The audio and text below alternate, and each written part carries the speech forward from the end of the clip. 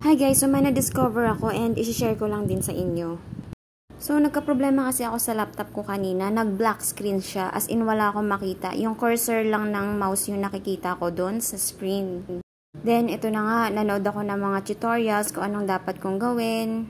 Then yun nga ginawa ko pero walang nag-work dun sa mga pinanood ko. Walang mga shortcut keys na nag-work. Siyempre, hindi ako sumuko. Naghanap pa rin ako ng mga video na pwedeng makatulong sa akin. Then, yun nga, may nakita akong isang video. First na ginawa niya is, diba, black screen nga yung laptop. Wala kang makikita kahit ano, yung cursor lang ng mouse yung makikita mo sa screen. So, naka-plug in kasi yung charger niya. So, first, tinanggal niya yung charger. Then, sunod is, tinanggal niya din yung battery. Bago niya pala tinanggal yung battery is, tinurn off niya muna yung power ng laptop. Then, sa kanya tinanggal yung battery.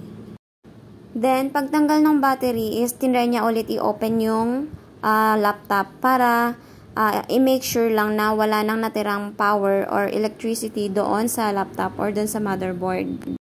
So, yun nga, diba, ayaw bumukas. After few seconds, binalik niya na ulit yung charger. Then, tinry niya ulit buksan. So, yun nga, ginaya ko yun. Nilagay ko yung charger ko. Ayun, bumukas na siya. Then, dun ko na-discover na pwede palang gamitin ng walang battery yung laptop. Ayan, so, eto nga po pala yung laptop ko. Yan yung nagpasakit ng ulo ko kanina. Yan, eto yung battery. Tinanggal ko siya. Then, nakasaksak lang yung charger niyan. Yan, so isara muna natin. Papakita ko sa inyo.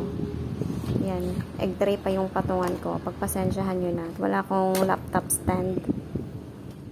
Ang init kasi ng laptop na yan kapag ginagamit ko. So, para makasingaw, yun nga, ginamit ko yung egg tray na yan para medyo sumingaw naman yung ilalim niya. So, ayan nga, diba, nakasaksak yung charger niyan.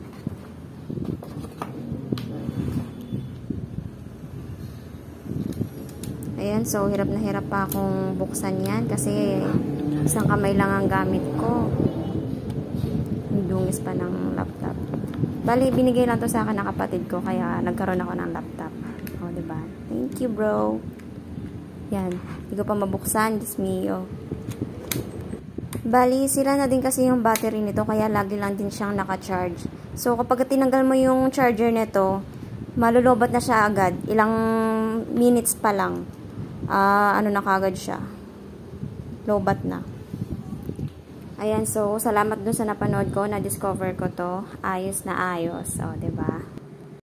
Bale, nag-search din pala ako kung okay lang ba gamitin ang laptop na nakasaksak and walang battery. So, yun nga, okay lang din naman pala. Wala naman daw siyang magiging harm sa laptop mo or sa mga files mo. So, go lang.